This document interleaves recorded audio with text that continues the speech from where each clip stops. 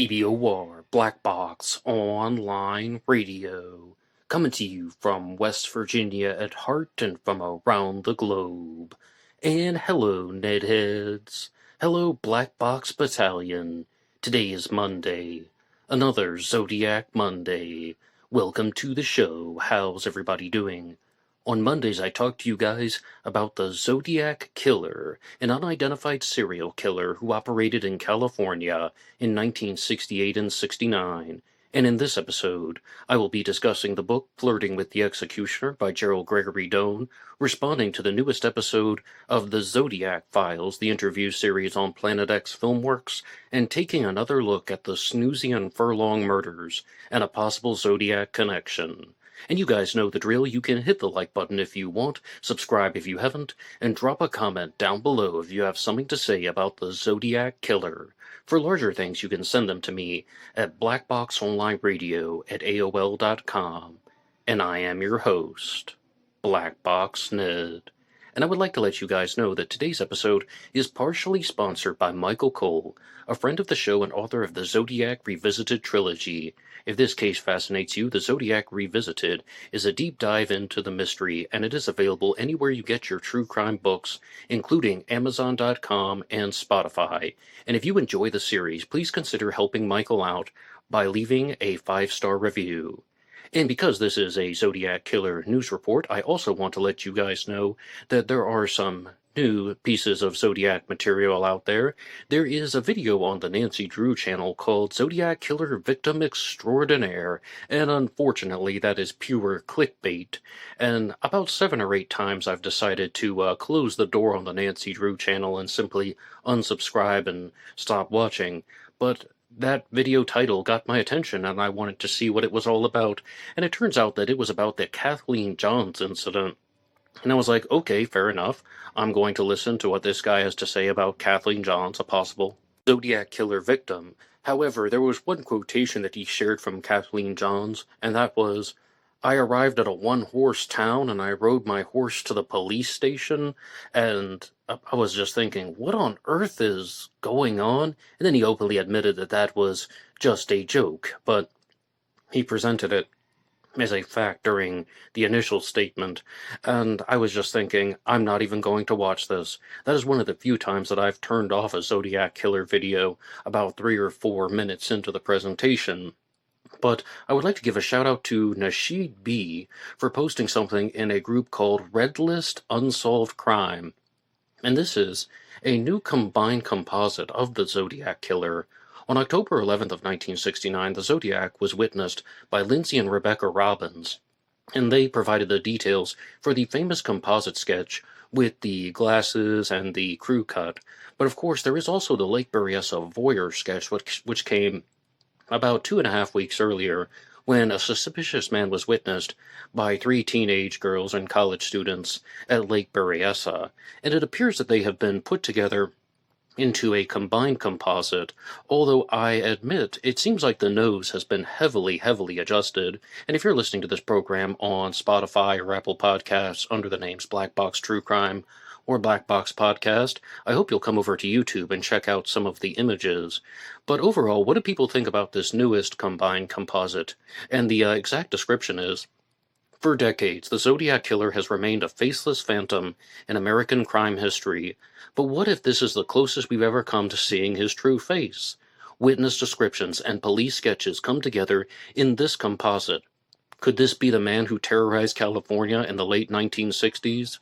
Again, I think that somebody, some way, somehow has enlarged the nose to a certain extent, because one thing that I notice about both the Lake Berryessa voyeur and the Presidio Heights composite is that the nose is rather small, but it is a full frontal. Maybe there's a different type of angle going on. But in this particular composite, you can really see how they try to provide a certain amount of filler in the cheek areas.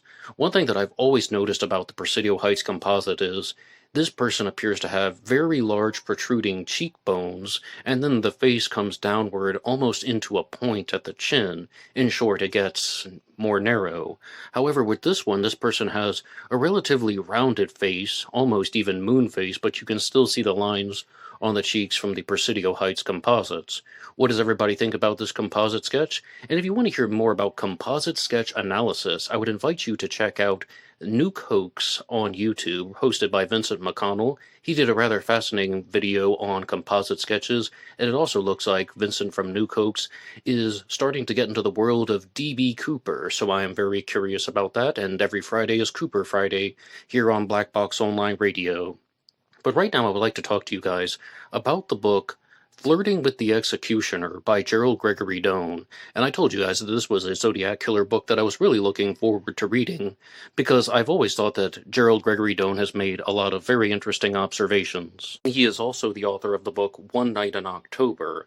Now this is going to be a book that's going to focus on his Zodiac Killer suspect, Shel Cavalli, but it's divided into multiple parts. And part 1 does not necessarily focus extensively on the suspect, it's more about the facts of the case. Although Shel Cavalli is mentioned, and yes, this is Shel Cavalli, the suspect of Micro Deli as well, author of In the Shadow of Mount Diablo, and there appears to be a very large research team that is concentrating their efforts on Shel Cavalli as a Zodiac Killer suspect. But to provide some recap, the first Zodiac crime occurred on December 20th of 1968 with the Lake Herman Road murders, which saw the deaths of David Faraday and Betty Lou Jensen. Then the Zodiac goes silent for approximately 7 months, until we have the shooting of Darlene Ferret and Mike Michaud on the 4th of July at Blue Rock Springs Park. Mike Michaud would survive and Darlene Ferret would be murdered. Then the Zodiac makes his debut. Firstly, he makes an anonymous debut in a phone call, then sends the letters and the ciphers. And then by August of 1969, the August 4th letter is where we see the debut of the signature line, "This is the Zodiac speaking." This will then evolve into the Zodiac staying relatively calm for about 7 weeks, maybe almost 6 or 7 weeks, until the Lake Berryessa stabbing, when he attacked Brian Hartnell and Cecilia Shepard while wearing his hooded costume, carrying a gun, a knife, and pre-cut lengths of rope. Brian would survive and Cecilia would be murdered. And then we get to Presidio Heights on October 11th of 69, approximately 2 weeks after the Lake Berryessa stabbing, when the Zodiac killed Paul Stine, took a piece of his bloody shirt, and walked away. This is where we get the previously mentioned composite sketches with the glasses, and Gerald Gregory Doane was one of the responding officers to the murder of Paul Stine. And in the early sections of his book, he talks all about the different types of guns that the Zodiac would have been carrying, the weapons that might have been used, and he provides a very interesting remark about them, and that is that the Zodiac Killer stated that he was able to obtain these firearms by purchasing them from out of state, or maybe even using some type of mail order service, and Gerald Gregory Doane simply says that that is most likely a lie. That is most likely an untrue statement. That would be something that the Zodiac would have been aware of.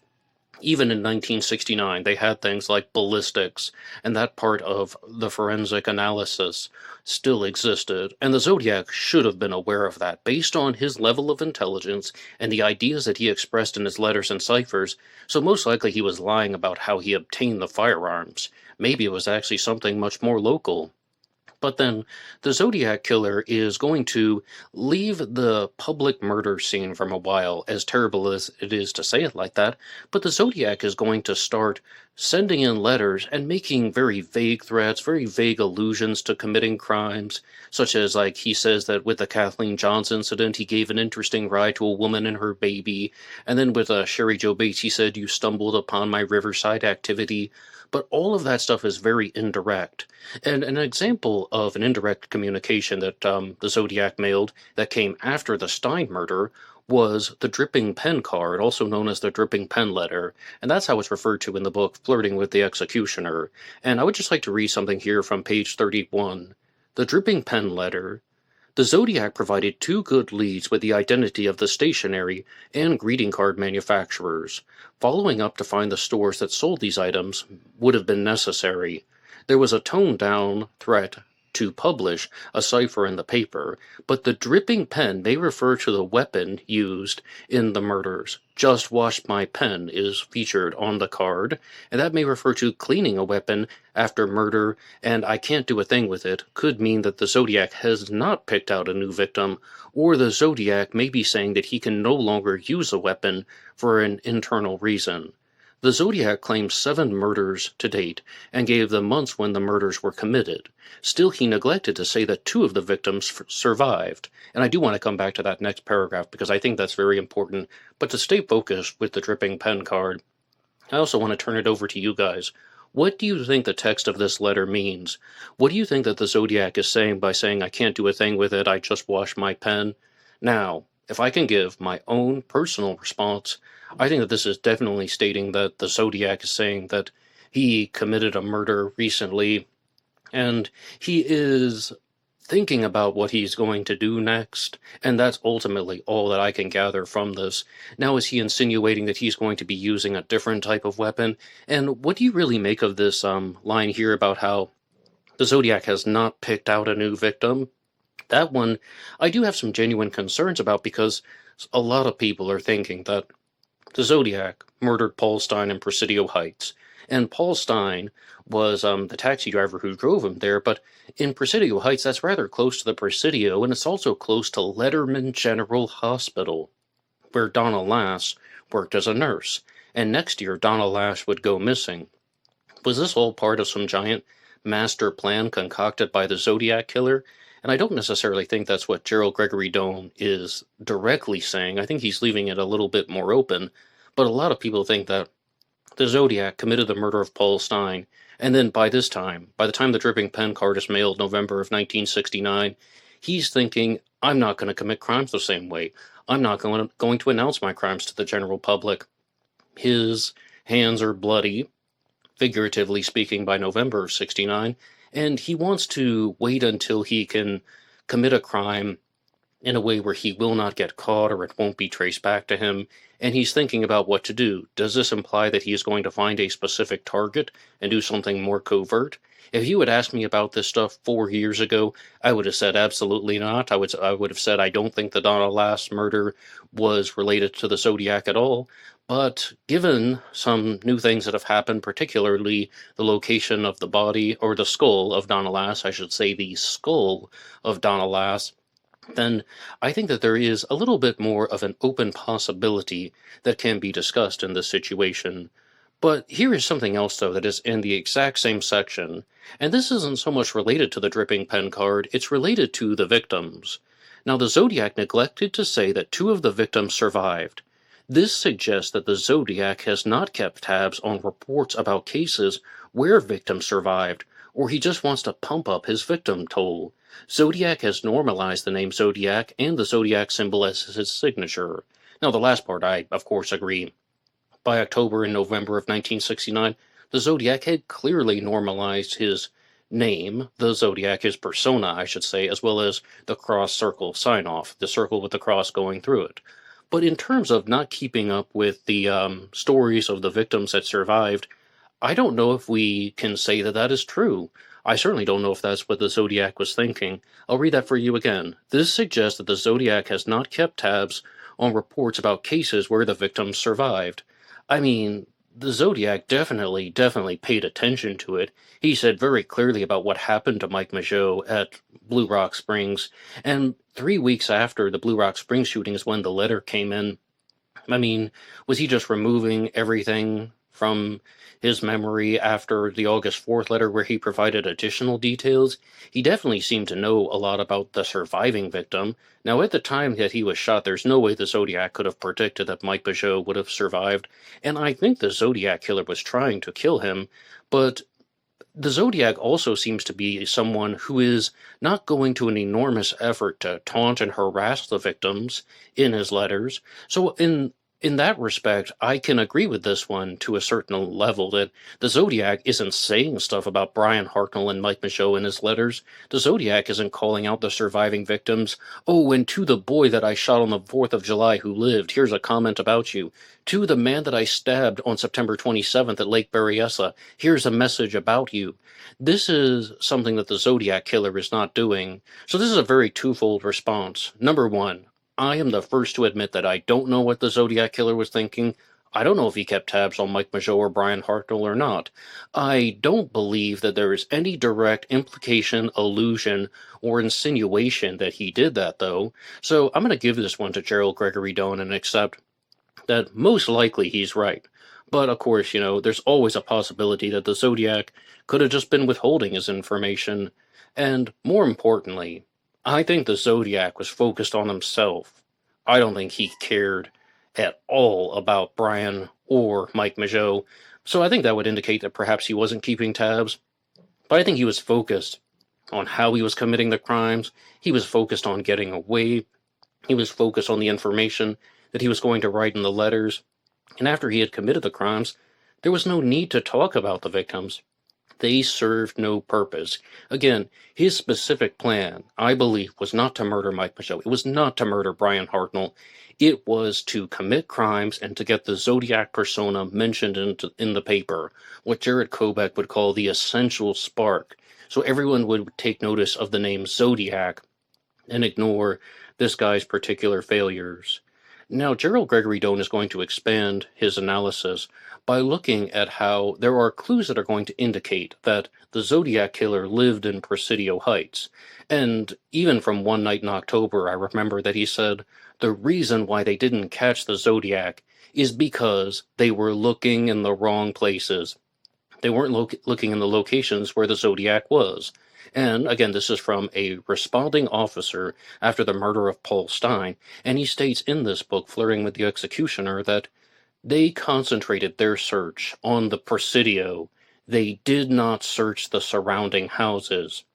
And, I mean, could that be the answer to everything? Because Shel Cavalle, his suspect, lived in the general vicinity of the Stine murder. He lived in the neighborhood where Paul Stine was murdered. So is that not something to consider? I mean, I think that is also... Well, I'm going to come back to it because I told you guys that I was going to discuss the Zodiac interview on Planet X Filmworks, the Zodiac Files episode number 19, and they provided a very, very good challenge to this type of material. The challenge question is, do you think that the Zodiac Killer lived in Presidio Heights where Paul Stine was murdered? And one final observation from Gerald Gregory Doane in his book is that, this is in part 1, where he's mostly talking about the facts of the case, and that is that the Zodiac Killer also mailed bomb diagrams. Right now we've talked about the letters and the cards and the ciphers, but he also mailed bomb diagrams. And then in a future letter he says that his bomb will not work, it was a dud because he was swamped out by the rain that they had a while back. And Gerald Gregory Doane thinks that is an implication that there never was a bomb, and it was all a lie. And this one I completely agree with. It's just my take on the subject and his take on the subject. We don't know 100%, but I think if there was a physical bomb that was real, he would have provided more supporting evidence, as opposed to saying, oh yeah, I created this thing that's mysterious and it's going to kill you.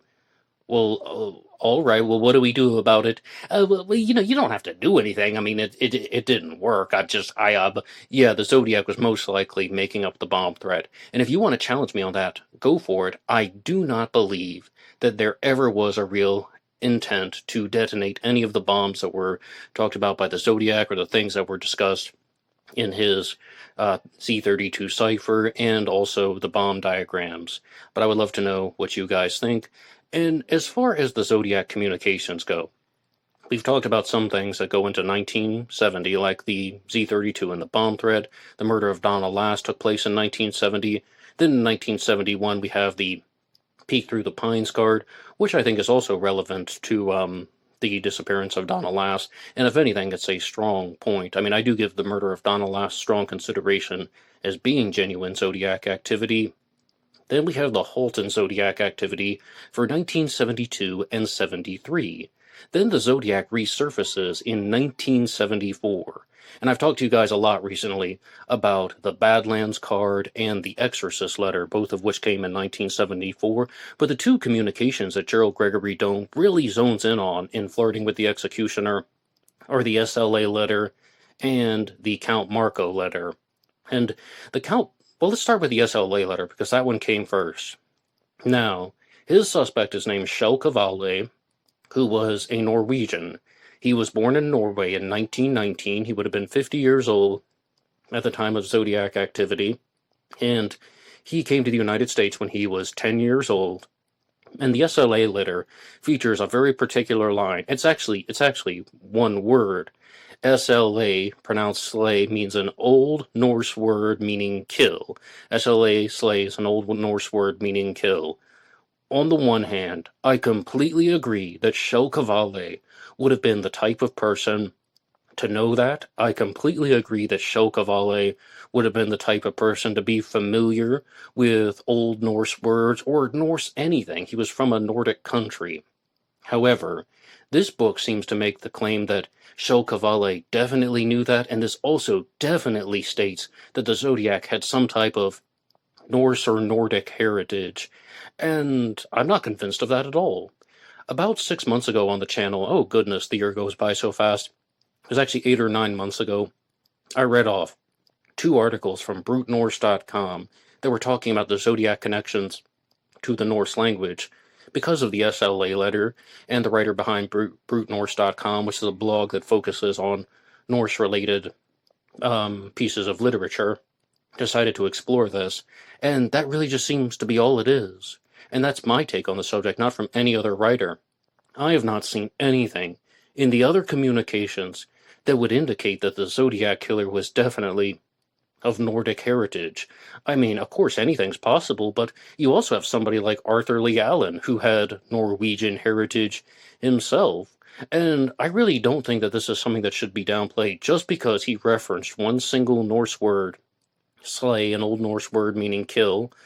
That doesn't necessarily mean that he was born in Norway. If you want to challenge me on that, put your ideas in the comments section down below. And another one that might have also been discussed in One Night in October is mentioned in Flirting with the Executioner, and that is that we have the Count Marco letter. And in this letter, the Zodiac, or somebody who mailed the letter, does not sign the name Zodiac anywhere. It doesn't begin with "This is the Zodiac speaking," and it doesn't end with anything Zodiac related. It ends with the name Red Phantom. It says Red Phantom, red with rage. And what Gerald Gregory Doane proposed in Flirting with the Executioner is that red with rage is actually referring to the Rolls-Royce Phantom, like a red car, Red Phantom, and again, I don't necessarily see the implication or the connection here at all. The Count Marco letter is certainly not about cars, unless you're going to use something metaphorical that I don't quite see. The Count Marco letter starts out by saying, "Put Marco back in the hellhole from whence he came," and so on, and it ends with Red Phantom, red with rage. I don't see anything that would be connected to the Rolls-Royce Phantom in that particular letter. However, as we all know, Shel-Kavale was a car dealer, importer-exporter. I shouldn't call him a car dealer. He was the man who brought Volkswagens to the West Coast. He was a tycoon in the auto industry, and perhaps the wealthiest person to have ever been accused of being the Zodiac Killer and taken seriously. But that is something where I would give genuine disagreement. And I always find that the most fascinating books about the Zodiac Killer and other true crime cases are the ones where you have a lot of ideas that you agree with, a lot of ideas that you don't agree with, and you heard my thing on the dripping pen card there, and the thing about how the Zodiac pays no attention to the victims. You know, at first, like when I was reading the book, I was thinking, now wait a second, how do we know that? Oh, wait, perhaps Gerald Gregory Doane is actually right. So then there are also the books that allow you to think in a new way. And I absolutely love this book, Flirting with the Executioner. I'm done with part 1, and I'm going to keep going through it for some future episodes of Black Box Online Radio. Of course, it won't be the feature story every week here on Zodiac Monday, but I'm going to leave you guys with one thing, and that is that there is a photo of Shel-Kavale that is shared in this book here, Flirting with the Executioner, that I had not seen before, and I know that comparing the photos to the composite sketches is not a perfect science, and you even have the composite that I shared at the beginning that is quite different than the Presidio Heights composite sketch. It's a combined composite. However, this photo of Shel-Kavale does have a very, very strong resemblance to the Zodiac Killer's Presidio Heights composite. What do you think about any of this? Please drop your ideas in the comment section down below. I would love to read them. And right now, I would like to get to your supporter shoutouts. You can support this channel at buymeacoffee.com. buymeacoffee.com/blackboxned88, and that allows you to make a donation or contribution to help support the show, and anybody who makes a donation will get a shout out here on Zodiac Monday. And our first one comes to us from Batman66. Batman66, thank you so much for your regular and consistent support. Batman bought you a coffee. I never get tired of saying that. And there's a message here on buymeacoffee.com that says, success is to wake up each Monday and be excited about the week ahead.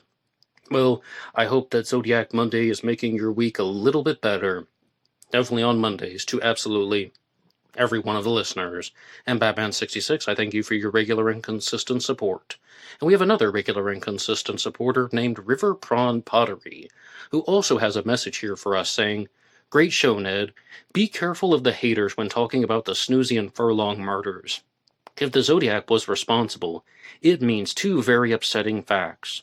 Number one is that local law enforcement was inept, and an innocent man was sentenced to prison for life. That would be the second fact. Number one is that law enforcement would be inept, and the second is an innocent man was sentenced to prison for life. Nobody wants to believe that. And the man in question, of course, was named Carl Warner, who was convicted for the Snoozy-Furlong and Billick murders, although it is disputed by many people. It appears including River Prawn Pottery. And at the end of the episode, I'm going to be talking more about the Snoozy and Furlong murders because it's going to tie into some observations from the case about the case that I was making last week here on Zodiac Monday. And the next one we have is, of course, from CZ Guy. CZ Guy is another regular and consistent supporter, and thank you so much to you three. You are absolutely amazing. It wouldn't be complete without Batman66, River Prawn Pottery, and CZ Guy. You guys are absolutely amazing. And moving on to the next segment here on the Zodiac Killer News Report, I told you guys that I would be discussing the latest episode of the Zodiac Killer Files. The Zodiac Files is hosted by Ross Geraci of Planet X Filmworks, and he had the opportunity to interview Michael Cole, the author of the previously mentioned Zodiac Revisited trilogy, and I thought it was a fascinating discussion. Firstly, I have to give full credit to Ross for his excellent intro to the Zodiac Killer Files. I think that it's just very, very well done, well produced, and well designed. Ross is good with a lot of the media arts.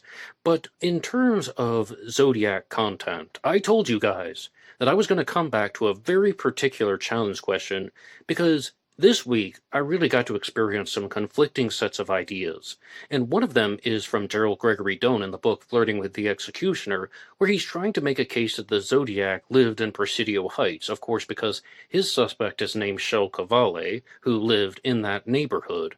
Michael Cole will offer a challenge to that, and Michael Cole's claim is that the Zodiac Killer most likely did not live in Presidio Heights, and he did not live in Vallejo, even though he committed crimes in these locations and wrote about them in the letters. And here's a piece of evidence that he cited in the interview, and that is that when the Zodiac Killer wrote his letter after the murder of Paul Stine, he said, "This is the Zodiac speaking. I'm the murderer of the taxi driver over by Washington and Maple." But as we know, the Zodiac told the taxi driver to go to Washington and Maple because of the logbook, but then ultimately the car ended up at Washington and Cherry, which is more or less, for all intents and purposes, one street over. Yet, what I think Michael Cole was saying, and I hope I've interpreted his words correctly, is that the Zodiac, if he were familiar with the area, wouldn't he have just said Washington and Cherry in the letter, if that's where the taxi ended up? I'm the murderer of the taxi driver over by Washington and Cherry. If he lived in the area and he walked those streets every day for years, why would he say this Washington and Maple thing? Does that not suggest that this is someone who is not familiar with the area, yet he planned this thing out with maps? And I think Michael Cole and Gerald Gregory Doane would both be in agreement with one thing, that the Zodiac Killer seems to be familiar with mapping, surveying, or obtain some knowledge of that subject in the military, particularly either in the Navy or the Air Force. And yes, that stuff is mentioned in both Flirting with the Executioner and Michael Cole's Zodiac Revisited trilogy. They both think that this person had that types of education. And again, I hope I don't miscategorize or misrepresent anything that Michael Cole has said, but it appears that he is suggesting that the Zodiac would have planned this out, but he didn't plan it in his own backyard. It's the whole concept of you don't shit where you eat. and you don't commit crimes in your own backyard, not in the neighborhood where he lived, because what Michael Cole was saying is that the Zodiac seems to have a level of intelligence that is high enough to think that if he commits a crime in those locations, Vallejo, Presidio Heights, maybe even in any of the places where the Zodiac committed a crime, Lake Tahoe, if Donna Lass is a victim, then it could be traced back to him. So what he did was he put a certain amount of distance between his home and his home base and the murders. In short, he had exit strategies planned for all of them, but he didn't commit a crime that close to where he lived. Which one do you agree with? Do you agree with somebody like Gerald Gregory Doane, who is more or less saying that a major flaw in the investigation was that they didn't look closely enough at people who lived in the surrounding areas in Presidio Heights? Or do you agree with somebody like Michael Cole, who is going to say that perhaps looking at Presidio Heights would have been ineffective because the Zodiac didn't live there? He committed the crimes there and he knew how to get out without being caught, and then ultimately the Zodiac actually lived far away from all of the crimes that he didn't commit. And I think that this is very relevant to Michael Cole's theory because, again, it's so fascinating to hear him talk to Ross Geraci, someone who has studied and explored the non-canonical crimes a lot, and Ross has a great Zodiac Files series where he has visited the locations where the non-canonicals occurred, particularly in Southern California. And Michael Cole is saying things to the effect of that he believes that the Zodiac Killer started out in the greater Los Angeles area, and he wanted to commit his crimes by choosing locations that were not directly connected there. Because if you look at the activities of the Zodiac in Southern California, you have the murder of Ray Davis in Oceanside, which Michael Cole doesn't believe, but then let's go to one that he actually does believe that was committed by the Zodiac, the Gaviota shooting, Santa Barbara, and Tahiguas Point. And then you have Riverside, California with Sherry Jo Bates, but you also have the Swindle murders, which is in the San Diego as well. That's why I said Ray Davis. Ray Davis was killed in Oceanside, and the Swindles were killed at Ocean Beach. Michael Cole doesn't believe that Ray Davis was a genuine Zodiac victim, excuse me. But if you look at these three locations, Santa Barbara, Riverside, and Ocean Beach, San Diego, then you have crimes that are occurring around Los Angeles, but not in Los Angeles. So this is somebody from the greater Los Angeles area who's putting distance between himself and the other crimes, then moves north in 1968-69, starts committing crimes again in unincorporated land between Benicia and Vallejo. Then, of course, there's the Blue Rock Springs shooting, the Vallejo phone call. It seems like there are multiple references from the Zodiac Killer to the town of Vallejo, including the car door at Lake Berryessa.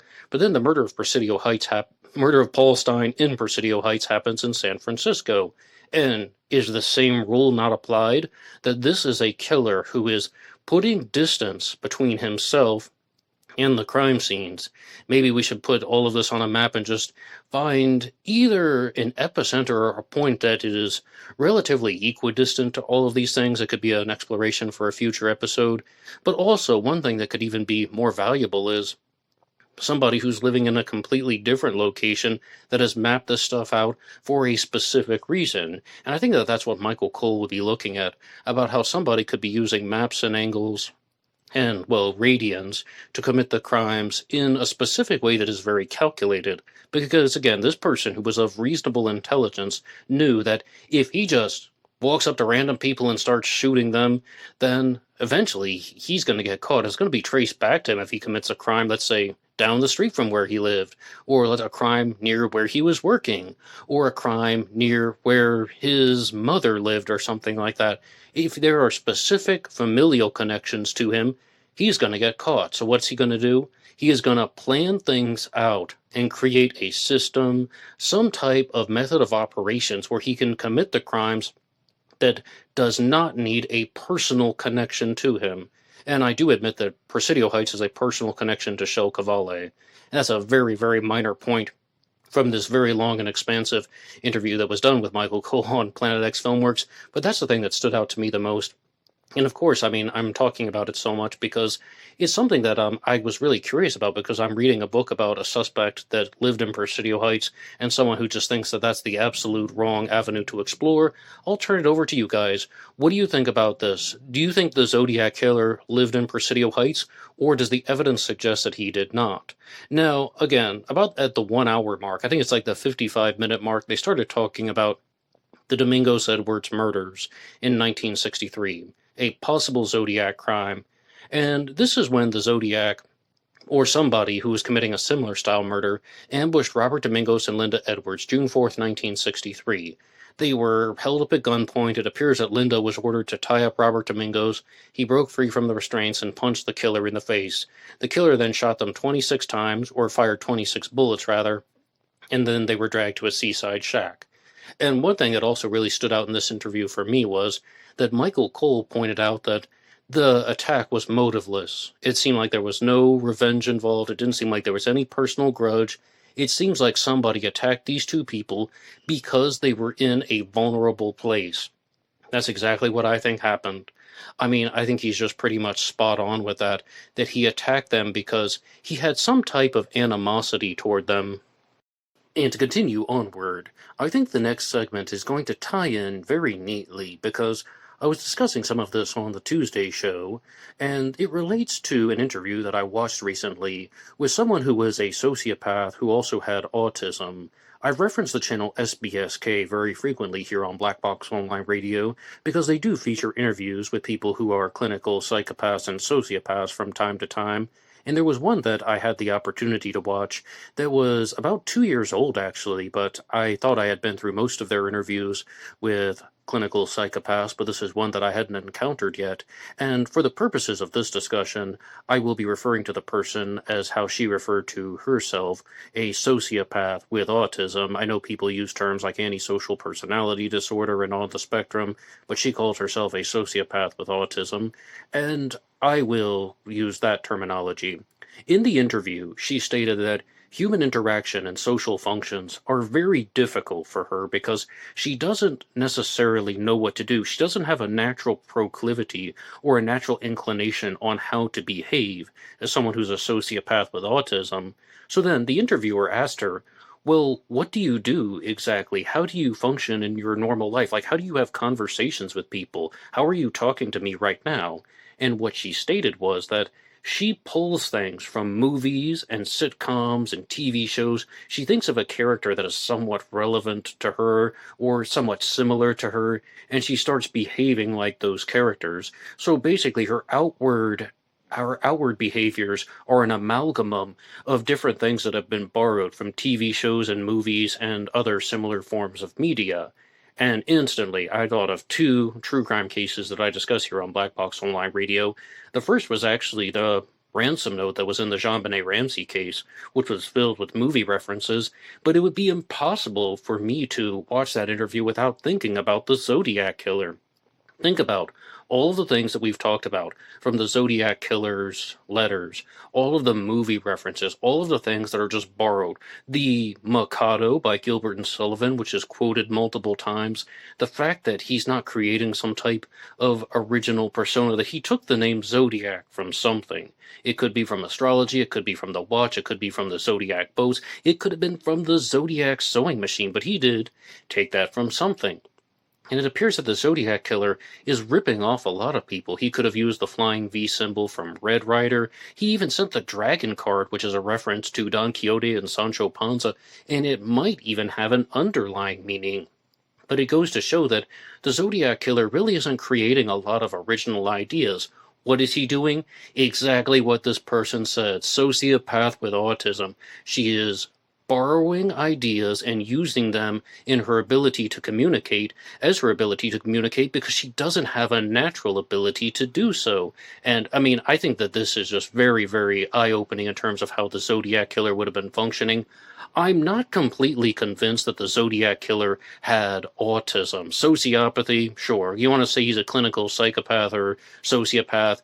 I think almost certainly now 99% certain. And in terms of autism, I think that there is a reasonable case that you could make for that. But when you look at a theory like Michael Cole's, which involves somebody who would be more or less creating these plans for criminal murders because of heterosexual animosity. Someone who is sexually frustrated, who acquired a lot of knowledge in the military, particularly ex-Navy and ex-Air Force, and is just really bothered by the fact that other people have access to social skills, social lives, and intimacy, and he doesn't have the ability to do any of that. So what does he do? He plans something like the Domingos-Edwards murders, and then he targets Robert Domingos and Linda Edwards and Johnny Ray and Joyce Swindle, and then he changes it up by murdering Sherry Jo Bates. But it's done all for the same reason. This type of heterosexual animosity where he feels that he has just been shunned by society. He doesn't understand human behavior and it affects with his hormones and his thinking and his neurological programming, and he might have actually been one of the people who was programmed to kill. So then the next step would be to try and create a persona that was going to link the crimes together, but only the ones in Northern California, mostly because he moved from Southern California to Northern California, but he realized after he committed the murder of Sherry Jo Bates, and he mailed in at least one letter, maybe more, that they were going to connect the dots. This was all in the newspapers, and most people, myself included, believed that the Zodiac Killer was somebody who read the newspapers and he followed his activities. He didn't give a rat's ass about the victims, whether they lived or died. It's not about murdering that person specifically. It's about dominating them for the purposes of making himself feel important. That is something that I wholeheartedly believe. I'm not just exploring someone else's theory at that point. I wholeheartedly believe that. So then the next step for the Zodiac Killer is to create this persona, because after the Bates murder, he realized that they're going to link these crimes together. They're going to figure out that this is one person, so I'm going to beat them to the punch and do it for them. And I'm not going to let them call me something weird like the car door killer or something like that. He's going to call himself the Zodiac because it's a strong name that makes it sound like he knows what he's doing. It makes him sound like he's in control. It's mysterious. It's alluring. And even when I was 9 years old watching the Zodiac Killer on TV, I thought, he probably chose that name because he thought it sounded really cool. There is a certain attractive sound to the word Zodiac. I'm not even going to say euphonious. It's more just, it gets your attention. I actually think it's a little bit cacophonous, but it does get your attention.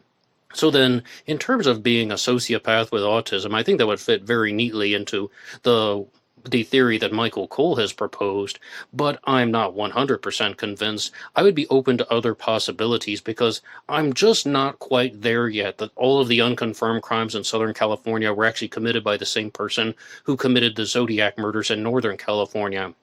But I just listed them off.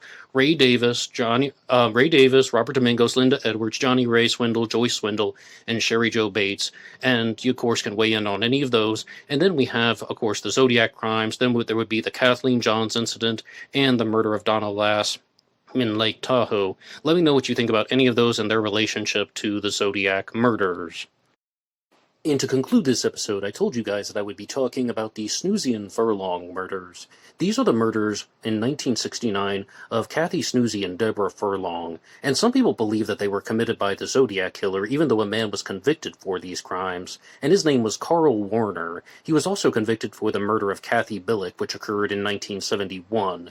And as far as the Snoozy-Furlong murders go, I've always been on the negative side. I never thought this was the Zodiac Killer. They were stabbed a combined total of 300 times, and the biggest reason why was I did not believe that a killer who committed his crimes by gun would be so confrontational with the victims, and even when he had the opportunity to do so at Lake Berryessa, where the victims were tied up and borderline defenseless, he also was not extremely confrontational, and he certainly didn't stab Brian Hartnell and Cecilia Shepard 300 times. He stabbed Brian Hartnell 6 times and Cecilia 10 times. But when I was reading up more about the New York Zodiac last week, I brought this up, Eddie Seda, who was convicted for a similar set of homicides, although Eddie Seda was very clearly a Zodiac Killer copycat. I brought up the murder of Patricia Fonte, who was killed by the New York Zodiac copycat, and he starts out by committing his murders by gun. He's actually shooting the victims in the buttocks for some strange reason, and that really does seem to be something that happened regularly with Eddie Seda, and he was ultimately caught because he shot his own sister in the buttocks. But I digress from that. And ultimately, when he had the opportunity to stab a victim, he stabbed Patricia Fonte over 100 times. And this really brought me back to thinking about the crimes like Sherry Jo Bates, as well as Snoozy-Furlong, where just because the killer starts out committing the crimes by gun does not mean he is not capable of stabbing somebody with excessive amounts of overkill or being confrontational. It appears that these types of psychological patterns can align. And the murder of Patricia Fonte is actually discussed in a book called The Haunting of the Gemini, a true story of New York Zodiac murders. And when I read the description of this book, I thought that it was a novel. It's written like a novel where a woman claims that she is contacted by the spirit of Patricia Fonte, and she is just a simply, absolutely spirit that is restless, she is not at peace, and she is experiencing misery in the afterlife. And then the author of this book, Jackie Barrett, goes to meet Eddie Seda in prison, and they begin to interact, and she interviews him, and he tells her that he is the other half of her Gemini, that they are two twins that have been brought together, that there is some type of spiritual union between them, between Eddie Seda, the New York Zodiac, and Jackie Barrett. And I was thinking, okay, well, this is a novel, right?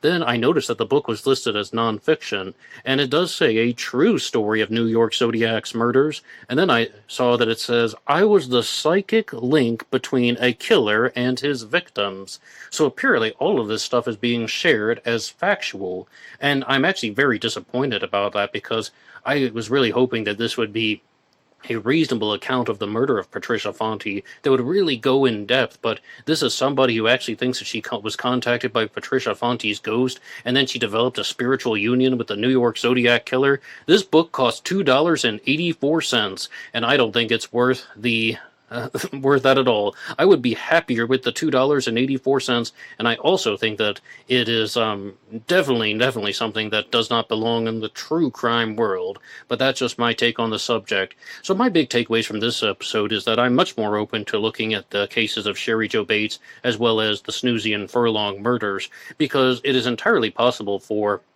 a killer to escalate in that way, and I wish that this person, Jackie Barrett, would have just focused her book on the actual elements of the case and actually writing some type of detailed analysis of the murder of Patricia Fonte. Then we could actually explore the psychological reasons why a killer would deviate from committing crimes by gun to stabbing a victim 100 times.